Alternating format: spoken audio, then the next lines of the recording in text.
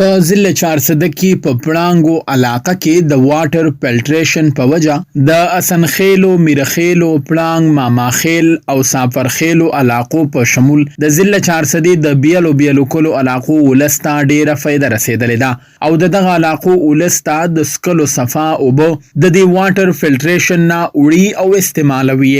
د دې ټوبیل اپریټر دلنواز خان وایي چې موږ 40 غنټې دا سرویس ورکوو. موږ د 11 کې دا فلټریشن لګې دی، فلټر پلانټ، او دینا چې کله سیلاب نه پس دا شی ولګېد نو هغې اوس بیا سیلاب راغی.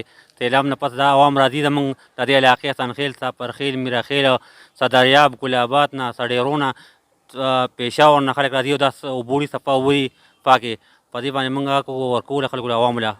د اسنخیلو اوسیدونکي خلک او ماشومان هم د دې واټر فلټریشن اوبه استعمالوي. دا فلټریشن چې دا د سهار شپږو نه واله تر شپې 10 بجو پورې دا مسلسل لګېدلي وي او د دې مقصد دا دی چې په 2010 کې کوم سیلاب راغلی و نو هغې نه پس د دې چارسدې اوبه چې وي هغه ډېرې بېکاره شوي وي، خرابه شوي وي. چونکې خلکو ته ضرورت و د اوبو نو دلته حکومت یو پلانټیشن ولګو چې هغه تر اوسه پورې قایم و دایم دی. بیا د 2010 نه پس چې کوم اوسنی سیلاب راغلی 2022 کې کوم سیلاب راغلی نو هغې سره د خلکو د نورې اوبه هم خرابې شوې.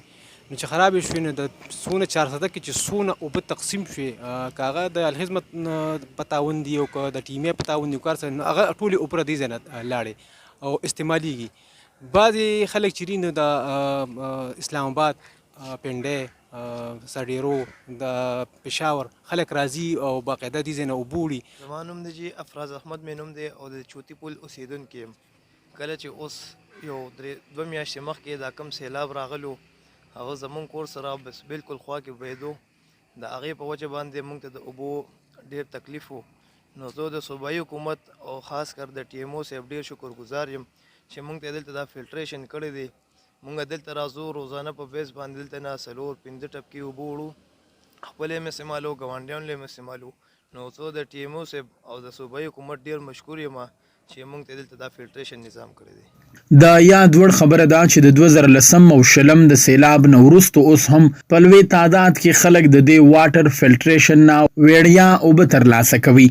سلمان شاه، پښتونخوا ریډیو، مردان.